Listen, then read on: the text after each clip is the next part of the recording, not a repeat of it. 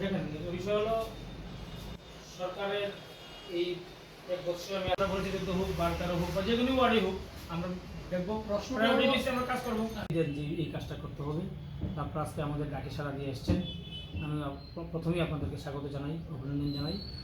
আমার chairperson council member মাননীয় শঙ্কর চক্রবর্তী আছেন, এখানে আছেন আমাদের কাউন্সিলর অনিল দেবনাথ মহোদয়।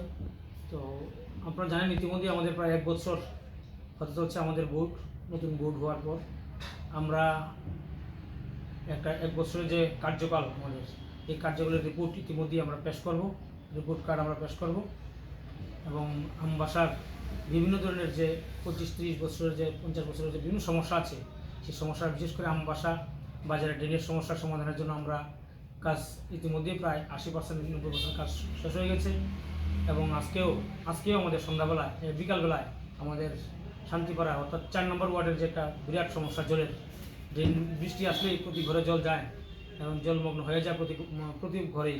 তো এর জন্য আমাদের একটা বিহিত ব্যবস্থা আমরা নিয়েছি।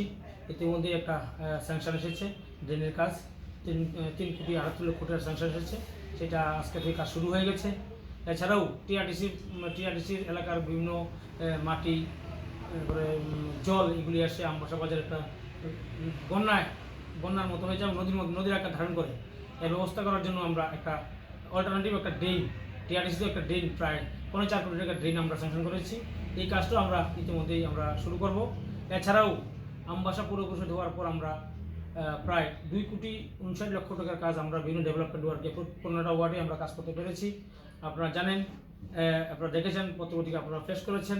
তো আমরা আমবাসা পৌর পরিষদের আজকেই রেজিস্ট্রেশন দিয়েছেন আমাদের মাননীয় চেয়ারপারসন মহোদয়া, উনি ওনার কর্মস্থলে যাবেন, উনি চাকরি পেয়েছেন, সরকারি চাকরি পেয়েছেন। তো যেহেতু আমরা বোর্ড আছি, বোর্ড তো আর যায়নি, আমরা আছি, আমরা আপনারা সাহায্য সহযোগিতা কামনা করি আগামী দিন যাতে আমবাসার মানুষের কাজ করতে পারি। বিগত দিনে করেছি, আরও যাতে স্পিডে কাজ করতে পারি, এই জন্য আমাদেরকে সাহায্য করবেন আপনারা, এই জন্য আপনাদেরকে ডাকা। আর যদি কোনো কোয়ারি থাকে আপনারা করবেন, আমি জবাব দেব। যেহেতু জবাব দেওয়ার জন্য মানুষ আমাদেরকে দায়িত্ব দিয়েছে, জবাব মানুষকে আমরা দিতে হবে, আপনাদের মাধ্যমে সেটা দেবো।